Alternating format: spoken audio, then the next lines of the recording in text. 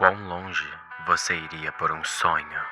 A única coisa em nossa vida que é de graça, mas que pode nos levar para os caminhos mais traiçoeiros. A esperança, as fantasias, a vontade de viver uma vida melhor do que a que você tem agora. Qual é a sua motivação, o seu objetivo? E pense, quais são os seus limites? Trocar de cidade? Trabalhar a exaustão? Praticar como se o amanhã nunca viesse? Cortar relações? Ou desistir do amor da sua vida? Para cada pessoa, a resposta dessas questões é diferente. Porém, pessoas são divergentes. Entretanto, não são completamente únicas. E certa vez, duas mulheres compartilharam o mesmo nome, a mesma idade e o mesmo destino. Olá, estimado invocador. Eu me chamo Auroras Rosenfeld, o fantasma de um nobre vitoriano. E hoje é dia de falarmos do clássico dos anos 2000 de todos os mangás, o shoujo mais vendido da história, Nana. Tendo a série sido iniciada em 1999 pela publicação de seu primeiro volume pela editora Shueisha, Nana é uma série da autoria da mangaka Ayazawa, um dos maiores nomes do gênero shoujo, que são mangás voltados para o público feminino jovem, e esta sendo sua série mais conhecida. E, como eu disse anteriormente, o shoujo mais bem-sucedido da história. Tal série incompleta até o momento, tendo sido publicada aqui no Brasil pela editora JBC, num compilado com mais de 20 volumes, eu vou pôr o número certinho aí na tela, que ainda está previsto para receber seu final. Isso se dando porque a mangaka, responsável não só pelo roteiro, mas também pela arte, infelizmente contraiu uma doença que eu não vou entrar em detalhes aqui porque, enfim, quando eu fui pesquisar as fontes eram muito incertas, mas que acabou impedindo ela de trabalhar por um período de mais ou menos 20 anos. Recentemente, ela se recuperou e está de volta ativa e prometeu em algumas entrevistas bem recentes, acho que ano passado, que ela ainda pretende terminar esta série. Mas, sem mais enrolação, vamos logo para essa história tão icônica que marcou a vida de gerações. Em uma cidade, nem tão grande nem tão pequena, cercada por montanhas, que não é nem rural nem muito urbana, conhecemos nossa protagonista, filha do meio, de uma família bem comum, que não é nem rica, mas também não é pobre, que teve uma criação bem normal, estudando num colégio feminino bem medíocre, onde ela está prestes a se formar. Tal menina, que parece tão comum quanto qualquer outra garota japonesa, se chama Nana Komatsu, que, ao que sabemos, sempre viveu uma vida bem comum, muito medíocre. Ela nunca se destacou em nenhuma área específica, mas também nunca deixou a desejar em nenhuma outra básica. Nunca teve grandes façanhas, grandes viagens, grandes eventos que mudaram o curso de sua vida, exceto por um evento específico, um período de sua vida, em suas férias, que ela teve um romance com um homem um pouco mais velho. Homem este que havia a rejeitado, pois ele não era um pouco mais velho no sentido de ele estava na faculdade ou ele era 1 ou 2 graus mais velho que ela. Não, ele era um homem adulto e casado. E tal término com essa menina colegial, adolescente, se deu por conta de sua empresa tê-lo transferido para a central em Tóquio, e se tornaria insustentável manter contato com essa garota. Logo, friamente, ele partiu seu coração, e a menina não lidou nem um pouco bem com isso. E quem muito teve de lidar com os dramas dessa garota foi sua melhor amiga, Junko, que, diferente de nossa protagonista da vez, é bem mais madura e tem a cabeça muito mais no lugar, e já esperava esse tipo de coisa vindo de um cara de 30 e poucos anos, com família e esposa, que estava saindo com uma menina colegial. Era óbvio que para ele era só uma diversão depois do turno de trabalho. E entre choros e gritos, surtos e devaneios, que honestamente é tudo muito cômico retratado por parte da mangaka, nós vemos que Nana tem uma visão um tanto quanto pessimista sobre sua própria vida. Pois, na cabeça dela, tudo já começa no dia de seu nascimento, pelo seu nome, Nana, que para nós parece só um nome qualquer, mas lá no Japão, Naná é a palavra utilizada para se referir ao número 7, que no Japão é um número de mau agouro. E desde que ela entrou no colegial, sua vida tem sido trilhada por uma série de desventuras. Pois, primeiramente, ela se apaixonou pelo professor de artes Okamoto, de 25 anos. Gente, eu vou falar a idade aqui porque é informado todas as idades pra vocês verem o quão bizarro são essas porras. Mas enfim. Ela acaba se apaixonando por esse professor e, graças a isso, ela começou a gostar de desenho, que muito foi a carreira que ela passou a trilhar. Sim, ela escolheu a carreira por causa de homem. É, difícil. Mas enfim, eventualmente. O professor acabou se demitindo do colégio, indo procurar outras oportunidades. E logo após um tempinho de dramalhão, ela acabou se apaixonando pelo atendente da locadora, Nakamura, que tinha mais ou menos uns 23 anos, mas ele acabou rejeitando porque o cara já tinha namorada. E depois ela se apaixonou mais outras vezes, como por exemplo pelo Kawasaki, de 35 anos, que era cozinheiro no restaurante em que ela trabalhava, ou no cara que ela chama de Jovial Yoshida, que tinha mais ou menos uns 25 anos, pelo que ela imagina, que era o entregador de pizza da região dela. E por conta disso, ela afirma ter ganhado bastante peso porque ela pedia pizza com muita frequência só para dar em cima do cara, e nunca deu em nada e eventualmente a pizzaria acabou transferindo ele para outra região. Então ela engordou pra nada, o que fez com que ela começasse uma dieta muito escrota da parte dela para ela perder peso. E com dieta eu quero dizer a dieta da Ariana Grande agora. Ela parou de comer. E certo dia, quando ela estava indo ao cinema sozinha para ver um filme qualquer, ela acaba passando mal quando sai da sessão por estar desnutrida e cai no chão, de joelhos, e é logo socorrida pelo homem que vimos no começo, Takahashi Asano, De 29 anos, quase 30. que a ajudou a se levantar, pagou um refrigerante para ela, deram uma conversadinha, mas o cara meteu o pé. Bom, na verdade ele não meteu o pé antes que a nossa querida Naná o chamasse para sair. Falou que ela trabalhava no restaurante ali no final da rua e que se ele quisesse sempre seria muito bem-vindo e ela até poderia pagar algo para ele. O cara responde com um sorriso e sai, voltando para provavelmente seu trabalho, já que ele estava de terno e gravata. E nas 2 semanas que se sucederam, o homem não apareceu, que fez com que a Nossa Senhorita Komatsu ficasse muito magoada. Porém, certo dia, na 3ª semana depois daquele acontecido, o homem apareceu, tarde da noite, no seu carro da firma, e então, a garota já estava perdidamente apaixonada por ele. E, enfim, o que se sucedeu, vocês podem muito bem imaginar. Por mais que Naná soubesse que o homem era casado porque ele não fez nem questão de tirar a aliança, isso não a impediu de ir à cama com ele. E muito menos de repetir essa experiência mais ou menos de 2 a 3 vezes a cada mês que aquilo durou. E eu chuto que tenha sido algo em torno de 5. Então A esposa já deve estar com aquele chifre quilométrico. Mas enfim.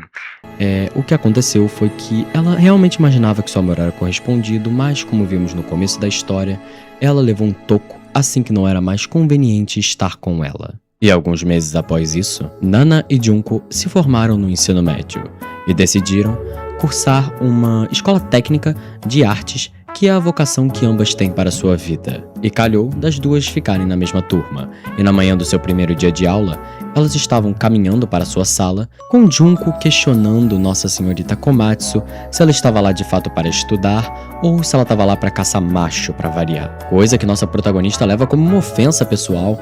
Como assim caçar macho? Ela estava lá para estudar sério. Pelo amor de Deus, Junko. Ai, parece que nem conhece ela, né? Entretanto, todavia, pulando por menores, elas chegam e, ao abrir a porta, o olhar de Nana se cruza com um garoto de cabelos rosados muito boa pinta, que acaba retribuindo a encarada, e logo se levanta de sua carteira e começa a avançar rapidamente para cima de nossa protagonista, que começa a se questionar se ela estaria sonhando, se aquilo era alguma cena de filme, o que estava acontecendo, porque um galã estava indo para cima dela sem nenhum contexto de sua sala de aula. Mas acaba que não. Acontece que esse cara, até então sem nome, é colega de fundamental da Junko, e eles até que eram bem amigos na época.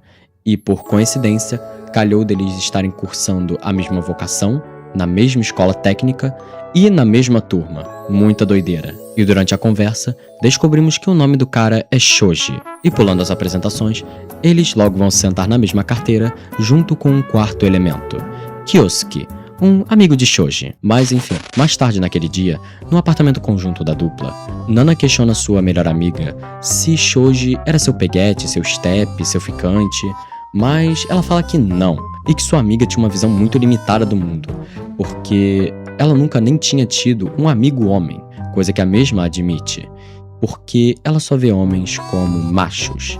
E a partir daquela discussão, ela decide tornar como seu principal objetivo, depois dos estudos, se tornar amiga de Shoji e Kyosuke, sem se apaixonar, apenas relacionamento platônico. E é na noite daquele dia que os dois aparecem, com uma sacola de salgadinhos e birita, para comemorarem o começo das aulas e se conhecerem melhor. E logo eles vão quebrando o gelo, todo mundo vai bebendo, se divertindo. Só que a Nana passa um pouco do ponto, ela fica muito bêbada, acho que ela tomou 6 latinhas, alguma porra assim. E acabou que o assunto da noite virou as diversas paixões à primeira vista da nossa protagonista. E o papo tava bem engraçado, porque é muito engraçado, ela falando, ai, me apaixonei pelo entregador de pizza, depois pelo chefe do restaurante onde eu trabalhava, depois pelo cara que piscou pra mim no metrô. É engraçado, é engraçado. Mas aí, depois do lance do entregador de pizza, quando ela ia falar o próximo, enfim, amante à primeira vista que ela teve, foi o Asano. E aqui ela começa a ter memórias de sua paixão, de como ele quebrou seu coração, e ela começa a chorar. Choro de bêbado é uma desgraça. Mas ninguém entende exatamente porquê, só a Junko que capta o porquê dela tá chorando, e fica bem óbvio pra todo mundo que, de fato, ela não superou aquele cara. E meio que nesse meio tempo, o Kyosuke tinha apagado porque ele também passou um pouco da conta, e depois desse surto, a Nana também apagou. Então meio que sobrou pra Junko e pro Shoji 2 bêbados apagadaços. E o que eles resolveram foi o Kyosuke dormir ali porque, enfim, a casa dele é na rua do lado, e o Shoji voltaria pra casa da sua avó onde ele morava. Mas ali, Junko e Shoji, numa conversa bem velhos amigos, deixam bem claro: a Nana tá gostando dele, ele tá gostando da Nana, isso é bem nítido pra ela, e eles põem tudo às claras. Porém, entretanto e todavia, Shoji não tem muita certeza do que Junko está falando, porque durante o surto de bêbada da Nana, ela empurrou o Shoji. Naquele momento, ela não sabia nem com quem que ela tava falando, o que que ela tava falando. Gente, bêbada é uma desgraça, tá? Não bebam. Enfim, ela descontou a frustração dela no Shoji, e isso fez com que o Shoji pensasse que ela odiava ele. Drama de gente que parece adolescente, mas já paga contas, e meio que ficou por isso, com Junko ainda incentivando o Shoji a tomar uma atitude. Mas, já no dia seguinte, Nana acorda com uma puta ressaca, afinal... 8 latinhas é foda, né, minha filha? E quando ela levantou e foi pra cozinha procurar um remédio, ela pega Junko e Kyosuke no ato. Isso foi meio aleatório, tá? Eu não vou mentir. Mas o que rolou foi que, ele acordou cedo, ela também. Eles começaram a trocar um papo, viram que tinham muita coisa em comum. Uma coisa leva a outra e, enfim, vocês sabem como é. E logo, Kyosuke mete o pé, vai pra casa dele se arrumar porque eles têm aula naquele dia. Sim, eles fizeram tudo isso num dia de semana. Enquanto Junko e Nana fazem o mesmo. E durante a caminhada delas para a escola técnica, a Jun acaba revelando pra Nana que... quando ela tava bêbada, ela falou das suas paixões e falou do Asano, e que ela tinha chorado falando dele. Coisa que ela não lembrava porque ela encheu o cu de cachaça, mas quando ela se lembrou isso afetou bastante ela, porque ela de fato não havia superado. E a partir daqui eu vou pular pormenores dessa história, que no geral o que rola é o seguinte: as semanas vão passando e essas semanas se tornam meses. Nana tenta superar essa sua paixão, esse seu coração quebrado por aquele homem mais velho, indo em clubes, se afogando nos estudos, nada muito tóxico, é tudo sempre retratado muito na base da galhofa, mas enfim, ela tenta superar o cara e ela vai se aproximando cada vez mais e mais de Shoji. Até o momento em que o primeiro período ou primeiro semestre, não tenho certeza, da escola técnica deles se encerra e eles decidem tirar férias conjuntas na praia, já que na região deles é uma cadeia de montanhas. Em uma noite, após um longo dia de diversão nas águas cristalinas das costas do Japão, teve um momento em que eles estavam em um dos quartos que o grupo alugou, já que eles alugaram dois com duas camas separadas, um quarto para as meninas, um quarto para os caras, em que Nana percebeu um clima entre o Kyosuke e a Junko e decidiu puxar o Shoji para o quarto do lado, para eles terem mais privacidade, se é que vocês me entendem. Porém, é chegando nesse outro quarto que ela percebe que não pensou direito, porque, beleza, Junko e Kyosuke vão ter o seu momento de intimidade, porém, ela e Shoji teriam que dormir no mesmo quarto. O que, pra mim, e eu acho que pra vocês aí, é uma parada bem normal. Tipo, eles são amigos, eu não vejo muito problema em duas pessoas, dois adultos, dividindo o quarto juntos. Mas na cultura japonesa é considerado um perigo você deixar um homem dormindo perto de uma mulher, aparentemente. Eu não sei se é coisa da cultura japonesa ou se é coisa da cabeça desses dois malucos, sei lá, mas é estranho, mas enfim, isso gera um conflito ali, porque a Nana começa a ter um certo medo do Shoji. Tudo é muito tratado na galhofa, tudo com a Nanakomatsu é tratado na galhofa, mas eles têm uma certa preocupação do nível de intimidade que eles poderiam assumir naquela noite. E logo começam a discutir. E durante a discussão, Shoji acaba falando que um homem pode ter relações com uma mulher mesmo não sentindo nada por ela. E isso faz com que Nana comece a chorar, falando que ela realmente gosta do Shoji, mas que ele fala coisas que a desapontam, pois isso a lembra das vezes que ela foi apenas usada por outros homens como se não fosse nada, sendo que ela verdadeiramente os amou. E vendo que a magoou, Shoji ficou decidido em reconquistar a confiança de nossa heroína, dizendo que ele iria dormir ali e que não iria tentar nada com ela, não importa o que acontecesse. E isso faz com que Nana se sinta muito amada, muito valorizada, e fez com que ela começasse a cantar uma música de niná pro Shoji dormir, que nem a avó dele cantava. Gente, Cara, que pessoal, né?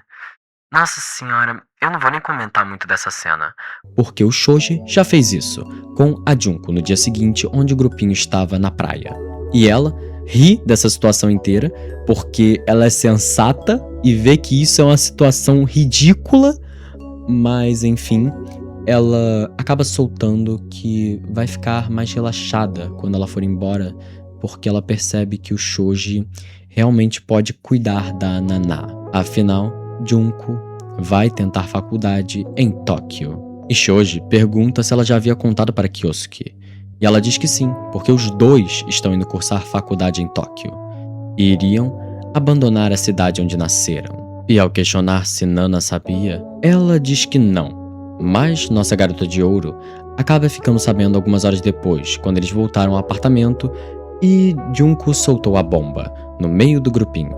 E aí a Komatsu começa a fazer um drama do cacete. Vocês já estão vendo como é que ela é, né? Começa a choramingar, falando o que vai ser da minha vida sem você, Junko não sei o que, não sei o que lá. Ela tenta convencer o Kyosuke a ficar, porque se o Kyosuke fosse, a Junko não iria, mas a Junko já dá um fechadão nela, falando que a vida é dela, independente se o Kyosuke vai ou não, ela quer cursar faculdade em cidade grande. E isso abala bastante a nossa protagonista, mas é numa conversa que ela tem com Shoji mais tarde na praia, em que ela descobre que o garoto acabou se inspirando em seu melhor amigo e em Junko para tentar cursar faculdade em Tóquio, e ele convida Nana a tentar também, e assim os 4 poderiam ir para Tóquio cursar faculdade, dessa vez em um campus de verdade, não numa escolinha técnica local. E assim inicia-se a jornada de Komatsu, estudando e se afundando nos estudos para passar em qualquer faculdade que fosse, para poder ir com seus amigos para Tóquio. Jornada essa que ela fracassa miseravelmente, ela é rejeitada por todas as faculdades de belas artes em Tóquio, se é que isso é possível. E tão absurdo quanto é Shoji também não ter passado em nenhuma que nem ela. Então os dois acabaram reprovados. E essa viagem para Tóquio acabou servindo de porra nenhuma. Do contrário de seu casal oposto, Jungkook e Kyosuke passaram para a mesma faculdade, a mais prestigiada e a que eles queriam desde o começo, e poderão curtir a primavera, enquanto esses dois otários, que ficam culpando superstições escrotas pelo seu fracasso, terão que resolver a sua vida, afinal seus pais não vão bancar uma ida para Tóquio se não for para eles fazerem faculdade.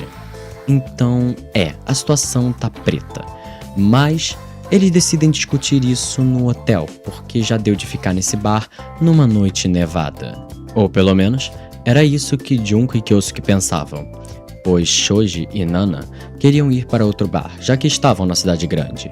E então, o casal bem firmado vai para o quarto de hotel, enquanto o casal mal firmado começa a andar pela rua discutindo sobre sua realidade. E Shoji está decidido a se mudar para Tóquio, arrumar um emprego, alugar um apartamento, prestar cursinho, para depois tentar se classificar no ano que vem para uma faculdade, dessa vez melhor preparado. Enquanto Nana, que não tem essa opção porque os pais dela não vão fornecer ajuda financeira, fica desesperada querendo se mudar para Tóquio também. Só que isso é uma realidade muito irreal devido aos fatores materialistas dessa suposição de vida dela. Pois como é que ela ia fazer isso? Como ela iria pagar um aluguel e prestar cursinho, sendo que ela não tinha indicações, que nem o Shoji, ela não tinha referência, ela não tinha ajuda financeira dos pais como o Shoji tinha. Então, como ela ia fazer isso? Até porque ela falou no bar que não sabia se estava tão afim assim de fazer faculdade de belas artes ao ponto de prestar cursinho. Então, parecia que ela estava só indo para Tóquio para seguir os seus amigos. Ela estava definindo a carreira dela, a vida dela mudando de cidade, só para permanecer num grupo de amigos. E a discussão escalona, com Nana gritando, perguntando se Shoji não sentiria a falta dela. E o cara diz que não. Na real, ele estava até aliviado que ela não ia, porque pelo menos ela estaria segura na cidade onde eles nasceram, tendo uma realidade bem estruturada com a família dela e pensando no que ela poderia fazer. E isso também acaba estourando do lado dele, com ele perguntando o que ele era pra ela. Ela enche os olhos de lágrimas, falando que não quer que ele deixe ela, mas eles nem namoram e ela nunca dá esse tipo de bola pra ele. Ele fica sendo só o cara que fica atrás dela, que tá lá pra quando ela tá com algum problema, mas ela nunca avança um relacionamento com ele. Nunca fica algo sério, parece que ela só usa ele quando ela precisa. E Nana fica sem reação. Ela não tem como responder a isso porque no final do dia, meio que é verdade. Ela tem sido bem egoísta na maneira como tem tratado Shoji, apenas o chamando quando ela tem um problema, e sempre ignorando e invalidando seus sentimentos por ela, nunca se esforçando pela relação dos dois e sempre só pensando em si mesma. E em meio a esses pensamentos, o cara vai embora, e ela fica paralisada. Hoje necessita voltar ao hotel, mas a própria admite não saber o caminho, pois ela estava confiando em Shoji para lembrar. E logo a senhorita Komatsu se perde em pensamentos, chorando na rua, até que alguém chama seu nome, atirando dessa espiral negativa. Esse alguém sendo ele, Asano, que por coincidência estava passando na rua e viu aquela face conhecida. E pulando por menores, ele a leva para jantar. Não com o objetivo de que ele fazia na cidade natal, mas para conversar um pouco sobre o que ela estava fazendo em Tóquio, sobre as coisas que haviam mudado. E no geral a conversa gira em torno do fato de que os dois haviam mudado bastante, mas havia certas características deles que não haviam mudado nada. Nana sempre não querendo causar problemas, sempre se explicando o tempo inteiro como se ela fosse um possível incômodo, e Asano o tempo inteiro bancando espertão e misterioso. Aqueles dois podiam ter mudado seu visual, podiam ter envelhecido, podiam ter avançado em suas carreiras, mas permaneciam muito semelhantes. E Nana começa a refletir sobre aquele homem diante dela. O homem que ela odiou por tanto tempo, agora não a gerava mais sentimento nenhum. Apenas uma certa apatia, ou talvez uma certa nostalgia. Pois agora ele era só uma lembrança boa. Ela só gostava de lembrar dos momentos que, mesmo que por um instante, ele correspondeu o amor que ela dava. E ela era grata por isso. Não sentia mais vontade de chorar ao lembrar das noites deles. Agora, ela se sentia livre. E então, ao terminar o jantar, Ela o manda parar de trair a sua esposa e não fazer isso nunca mais. E o homem diz que vai tentar. Então ela se despede e deixa ele sumir em meio à multidão e à neve. Porém, cortando o clima dramático da cena de despedida entre aqueles dois amantes, Kyosuke liga para a Nana, que eles haviam perdido porque o Shoji voltou para o quarto de hotel, começou a reclamar com a Junko e o Kyosuke, e meio que eles se deram conta do óbvio de que eles largaram a Nana na cidade grande sem saber como voltar. Então o Shoji saiu correndo atrás dela, a Junko saiu correndo atrás dela, mas o Kyosuke foi o único que teve cérebro de pensar em ligar para ela. Porque a pé, numa cidade tão grande quanto Tóquio, eles nunca encontrariam ela. E nessa conversa que os dois tiveram, Kyosuke abre o jogo com ela, falando que Shoji é apaixonado por aquela garota e que já estava mais do que na hora dos dois assumirem seus sentimentos um para o outro.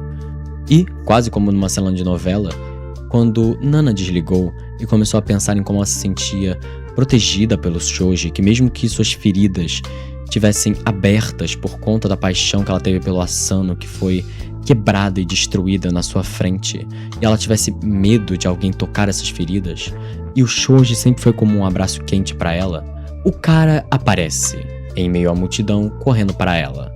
Mas devo lembrar que as outras pessoas não estavam nesse tom de novela mexicana, então ele só aparece cumprimentando ela bem normal, cortando o clima que estava dentro da cabeça dela. E logo, os dois vão para o hotel, vão dividir quarto de novo porque a Junko se recusa a dormir com a Nana vendo toda aquela situação, e cá estão os dois, no mesmo quarto depois dessa noite dramática, obviamente prontos para confessarem seus sentimentos um pelo outro. Mas é uma cena bem delicada e engraçada, em que são duas pessoas que claramente gostam uma da outra, mas é aquilo. Quem abaixa os punhos primeiro arrisca se machucar. Então eles estão cautelosamente tentando se aproximar, estão tendo algumas divergências, até o momento em que Nana pede para ele falar que a ama, coisa que o cara acha muito desprevenido, porque isso não é o tipo de coisa que você fala a esmo. E então ela meio que desiste um pouco dessa interação e vai fazer chá. Mas quando ela se levanta,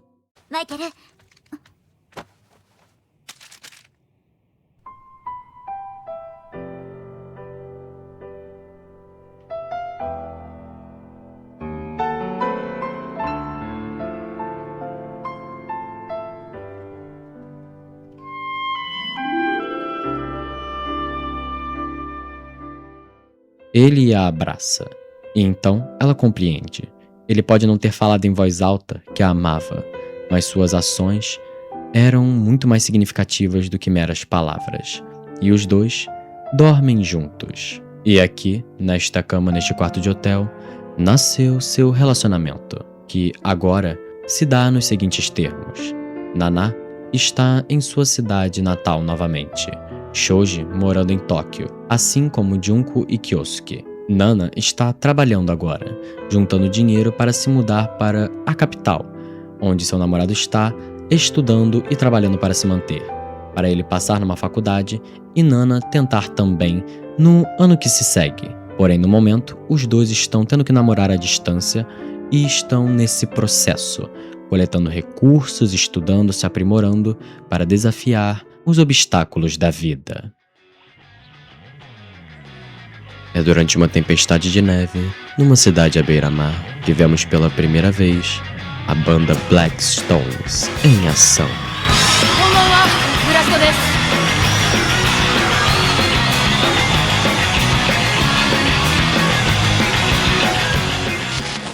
E é esta banda que conta com a presença nos vocais de nossa mais nova protagonista, Nana Osaki, uma punk da pá virada que nessa altura tá com 18 anos, pulando de bico em bico para poder se sustentar.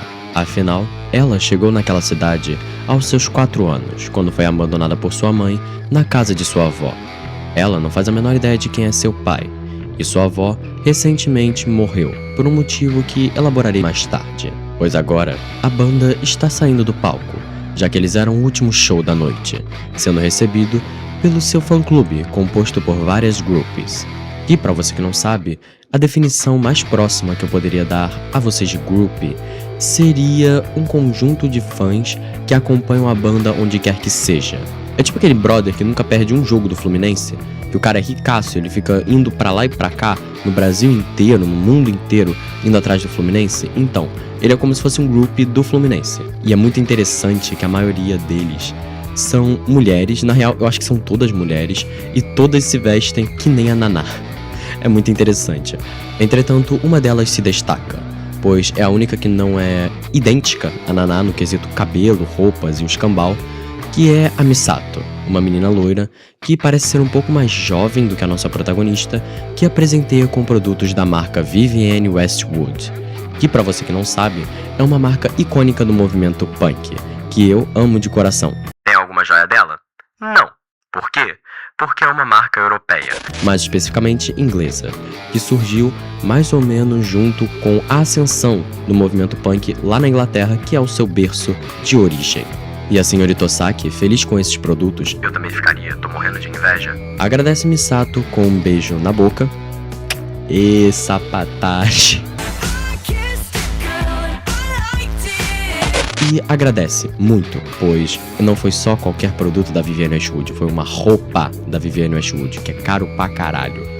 Mas é num bar próximo ao clube em que eles estavam tocando, em que eles saem pra comemorar, saem pra dar uma biritada, enfim, show bem sucedido.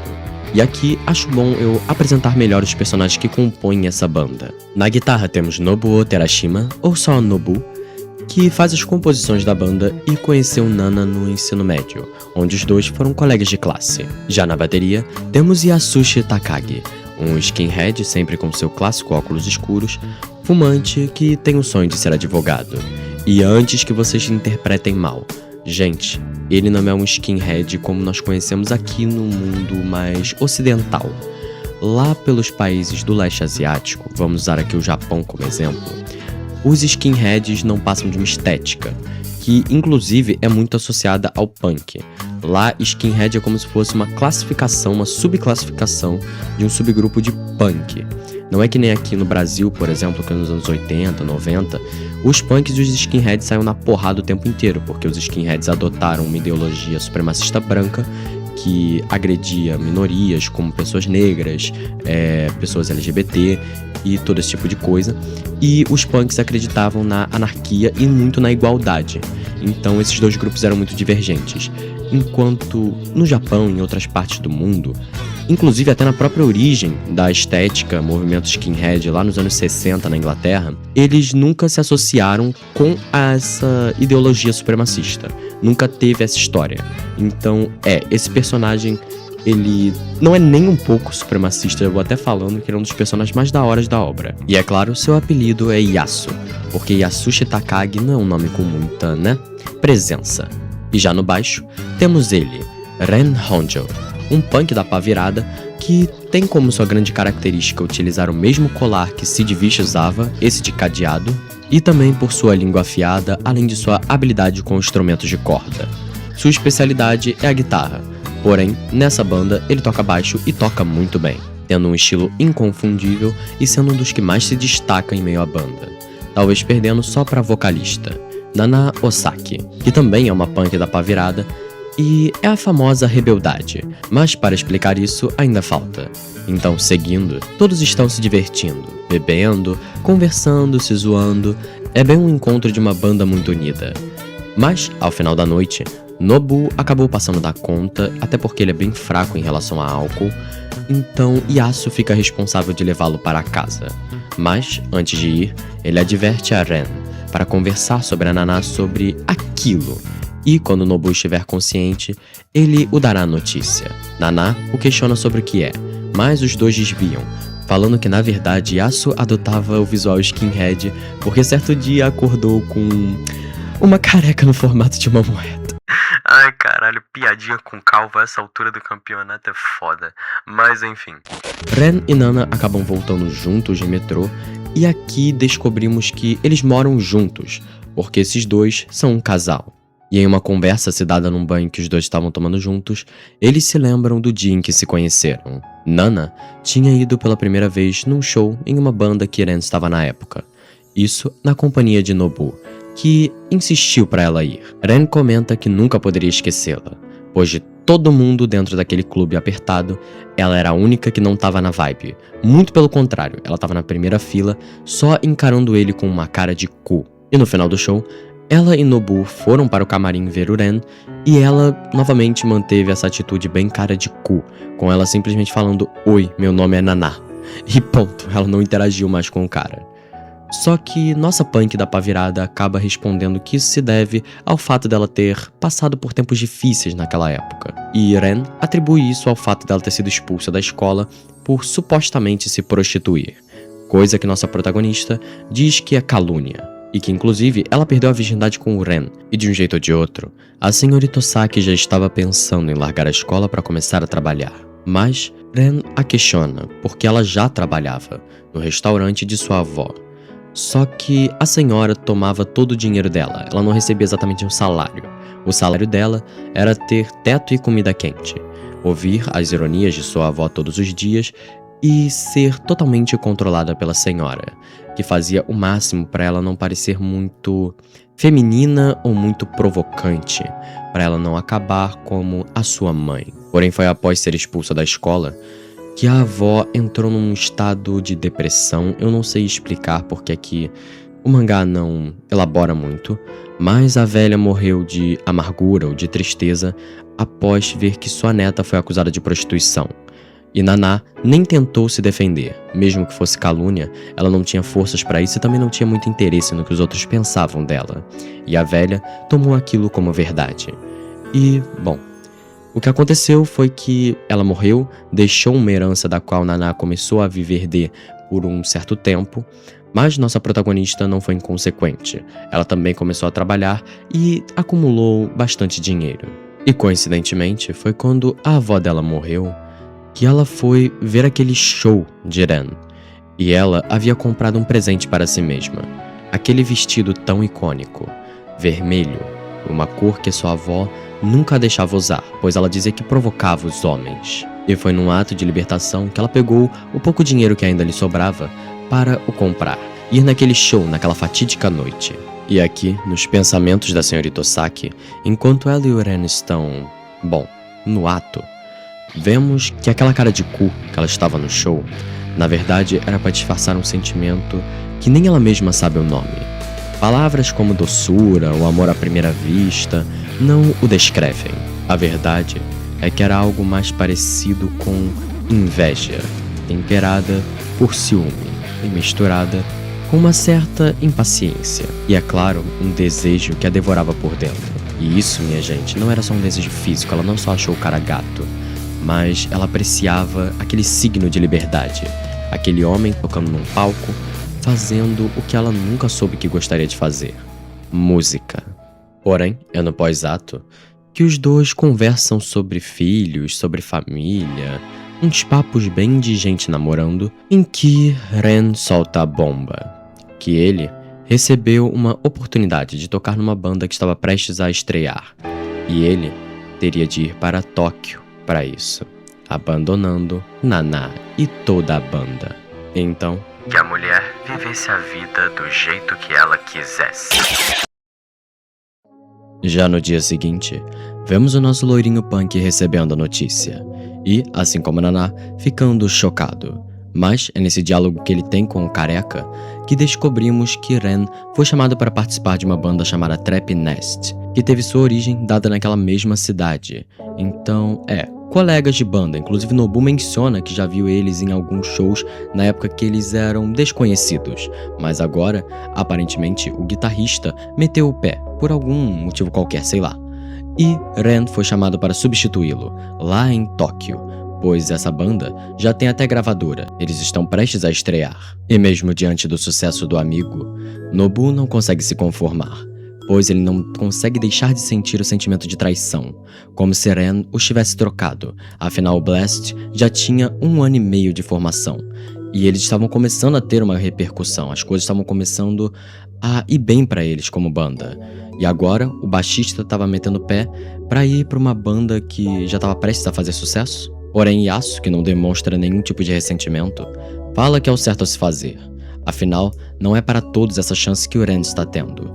E também, Nobu não acha que é um desperdício Um cara tão talentoso quanto Ren ficar preso naquela cidade pequena? Não seria infinitamente melhor Ren agarrar o sucesso com unhas e dentes numa banda emergente do que ficar preso lá com eles sem nenhum tipo de garantia de sucesso? Porém, Nobu não se conforma e diz que, já que é assim, que todos vão para Tóquio. Afinal, nada os prende naquela cidade. Eles poderiam tentar carreira profissional na capital. Porém, Yasu diz que não pretende viver da música. E Nobu continua insistindo e, enfim, chega um ponto da conversa que o nosso careca sábio tem que jogar a verdade na cara do loirinho, dizendo que Nobu era muito egoísta ao propor algo assim. Porque, olhem só, Naná, a vocalista, não tem família, ela não tem emprego fixo e ela não tem lá muito dinheiro. Yasu é um universitário. Ren não tem família, não tem um ciclo social muito forte e o cara também não tem dinheiro. Já Nobu é herdeiro de uma hospedaria local que vai muito bem. Ele já tem emprego garantido, ele já tem dinheiro e apoio financeiro. Pra ele, se essa putaria em Tóquio não der certo, ele volta pra casa e assume os negócios do pai. O resto deles vai se fuder completamente. E é nesse momento que Nobu para, pensa e lembra de Naná. Como é que vai ficar o relacionamento deles? O cara vai abandoná-la ou vai levá-la pra Tóquio? Coisa que Yasu acha ridículo de ponderar. Afinal, Naná não é gato de rua de ninguém. Ela não é abandonada ou levada. Ela é uma mulher adulta e independente. Ela decide o que vai fazer com a própria vida. Mas, se ela decidir ir pra Tóquio com Ren, o fim do Blast será inevitável. E Yasu não insistirá mais na música, se focará apenas nos estudos. Quanto a Nobu, bom, deveria arrumar uma nova banda.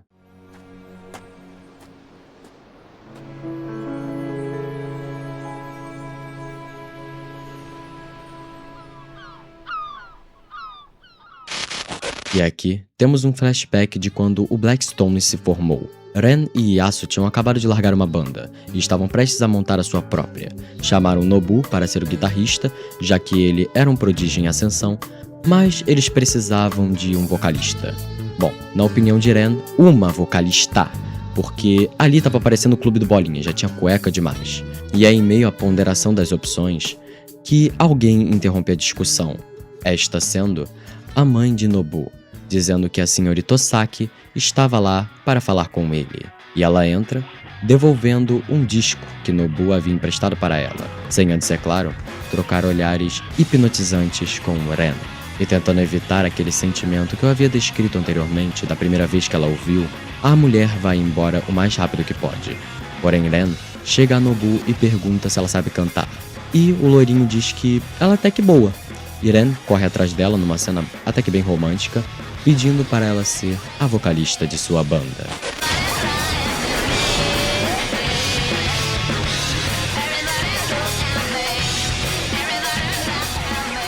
Nana, E foi daí que surgiu todo o relacionamento deles, a banda Blackstones e, bom, o resto é história. Mas agora, vemos Nobu indo visitar Nana no seu mais novo bico. Como caixa de uma livraria, ela está simplesmente lendo, afinal o movimento não está muito alto no dia.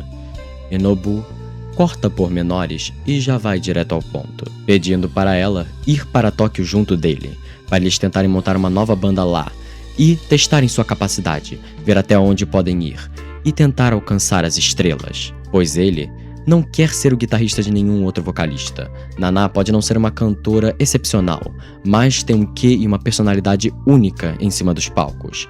Isso incluindo até mesmo a sua voz. E Yasu provavelmente sente o mesmo, afinal ele disse que largaria a música se Naná fosse embora. Porém, em meio a esse monólogo, a mulher começa a chorar, porque não era de Nobu que ela queria escutar isso. Ela queria ouvir isso de Ren, que estava prestes a largá-la por uma oportunidade de trabalho. E aqui é bom contextualizar para vocês, se é que vocês ainda não sacaram isso do outro lado desta tela. Ren e Naná não é que nem, sei lá, Shoji e a outra Naná. Não. Eles são o amor da vida um do outro, pondo em termos simples. Não é só um caso, não é só um namoro. Os dois sentem uma paixão, um amor fulminante um pelo outro, a um ponto de que eu sinto que o maior desejo dos dois é se diluir um no outro. Amor puro e radical. Então, quando Ren diz que vai embora, não é simples nem de um lado nem do outro. Naná não consegue conceber a ideia de viver sem ele, e ele mal consegue conceber a ideia de viver sem Naná. Porém, retornando à discussão, vemos que Nana não quer ir para Tóquio, mesmo querendo viver de música, porque ela sabe que se for na mesma época que o Ren, vai voltar a morar com ele e não vai conseguir despontar na carreira musical. Ela vai querer morar com o Ren e ser mulher do Ren, e sua vida vai se resumir a ser a mãe dos filhos dele, trepar com ele, arrumar a casa dele e só ser a mulher do astro, o que para ela é muito humilhante, e ela se recusa a viver desse jeito. E aqui ela revela seus objetivos a Nobu. Ela pretende melhorar como vocalista, ter confiança suficiente para subir num palco e não precisar da luz de Ren para se refletir e para crescer. Ela quer se tornar uma cantora foda de verdade. E quando de fato conseguir, ela pretende ir para Tóquio, tentar carreira profissional, mesmo que seja sozinha. E no fim, ela só pede a companhia de Nobu por esse meio tempo, se não for pedir muito. A primeira vez que eu e o Ren fizemos amor foi quando fazia exatamente 1 ano que tínhamos nos conhecido, numa noite de Natal, no caminho de volta depois da comemoração pelo sucesso do nosso último show, quando a adrenalina ainda corria rápido em nossas veias. Estávamos sobre o quebra-mar, onde havia neve acumulada, brincando, conversando e rindo muito. Isto, senhoras e senhores, é a memória mais querida na mente de Nana Osaki, quando ela e Ren caíram de paixão pelo outro pela primeira vez. Aqui, vemos esse cenário um tanto quanto otimista. Após um show de grande sucesso, ainda carregando seus presentes recebidos pelos fãs, eles brincam, riem e conversam. Entretanto, um dos itens que eles receberam foi um bolo todo confeitadinho, que Ren brinca, dizendo poder estar envenenado, já que alguma fangirl maluca dele pode achar que ele está dormindo com Naná e talvez queira a envenenar. Então Naná fala pra ele provar primeiro, pois ela não morrerá por algo que nem chegou a fazer. Ren retruca, dizendo que também não morreria por algo que ele não fez.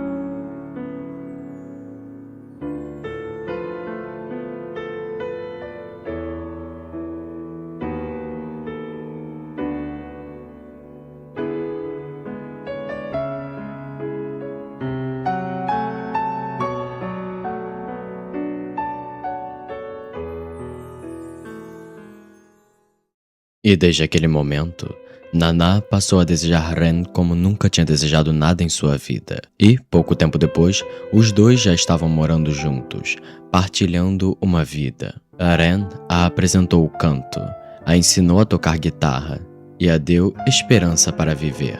Entretanto, Naná sempre se questionou o que ela fez pelo Ren.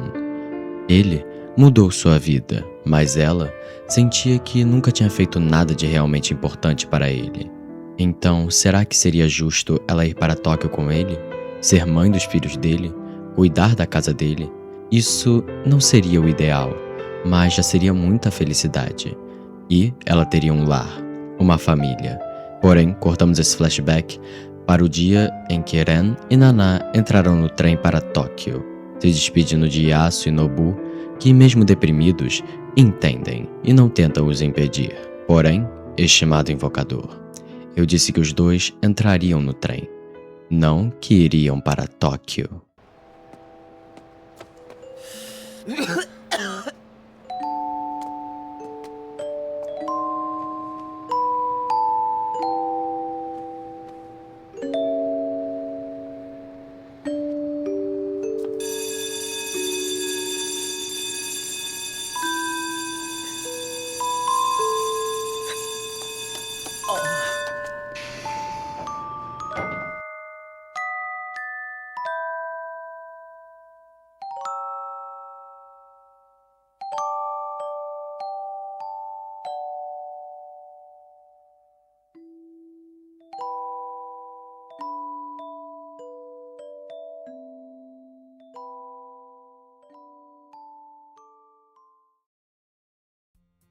Algo que se torna impossível de ignorar enquanto você lê o mangá de Naná ou assiste o seu anime são as claras inspirações utilizadas para compor ambas as personagens e seus núcleos. Pois de um lado, temos Nanakomatsu, que tem como suas principais inspirações visuais o estilo Y2K, que é a famosa estética dos anos 2000, mais puxada para o lado do coquette, que esse daí dispensa apresentações para gerações mais novas.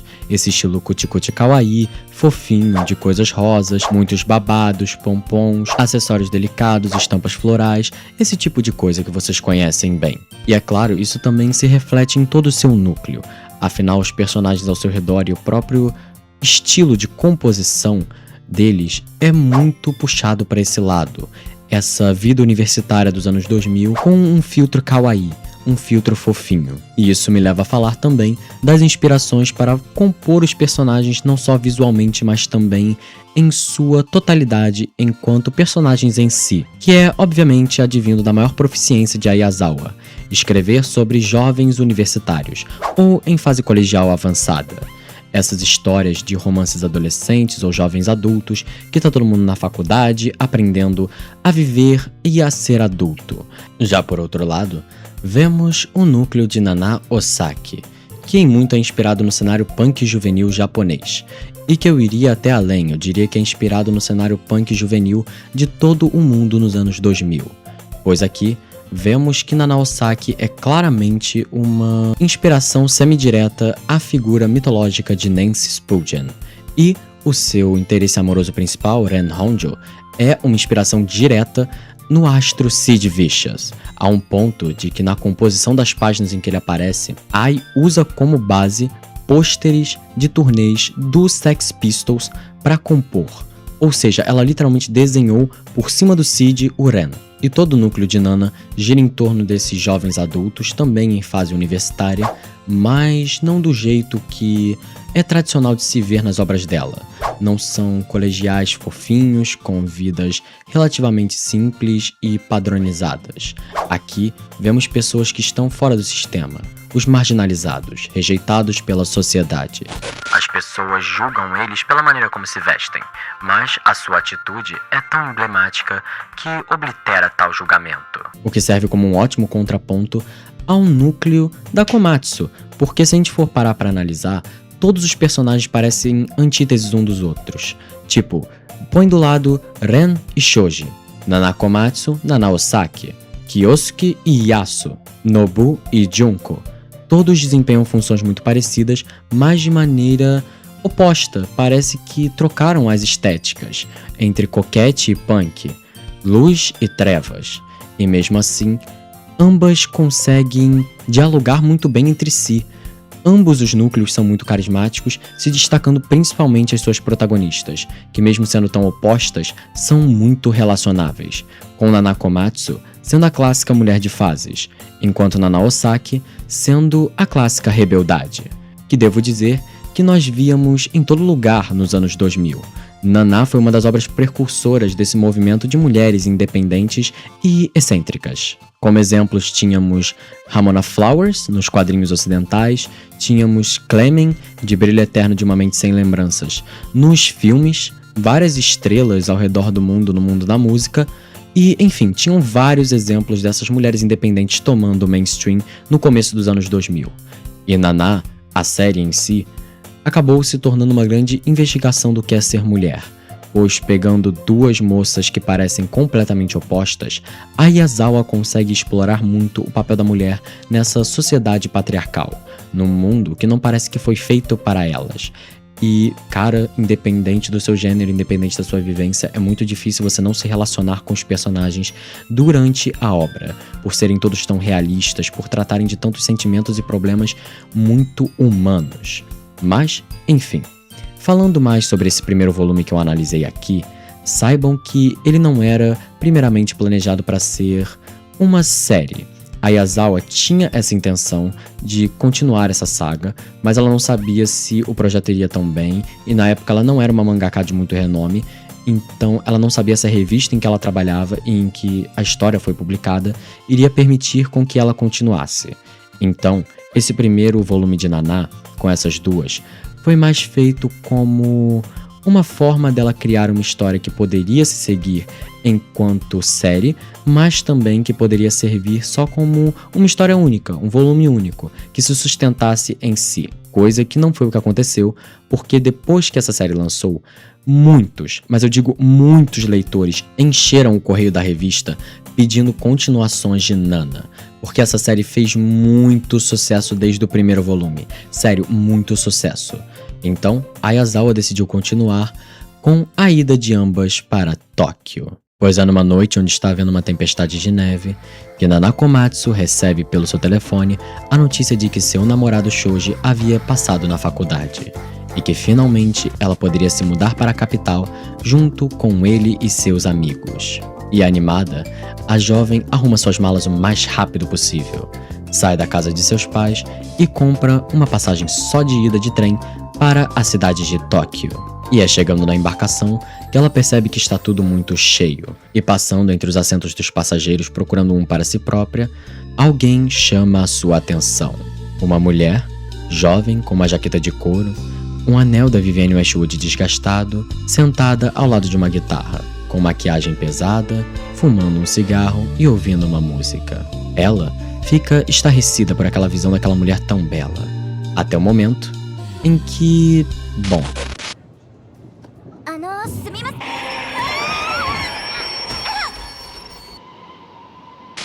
O trem dá um tranco e ela cai no colo dela. Porém, nossa protagonista coquete levanta rapidamente, se desculpando e seguindo seu caminho. Mas é aquilo. Ela retorna e pergunta se ela poderia se sentar junto àquela mulher. E a mesma afirma que sim. E ao se sentar, que Komatsu começa a admirá-la.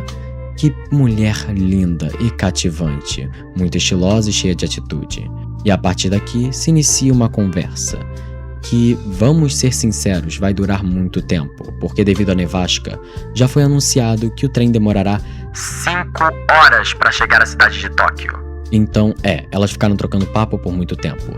E no começo, e sinceramente até o final, ele foi sobre a vida de Komatsu, porque a própria Osaki não falou muito sobre si mesma, exceto constatar o fato de que havia uma grande coincidência ali, de que no mesmo dia, no mesmo trem, 2 mulheres com a mesma idade e o mesmo nome estavam indo para a mesma cidade, começando uma jornada que se entrecruzaria numa história realmente única.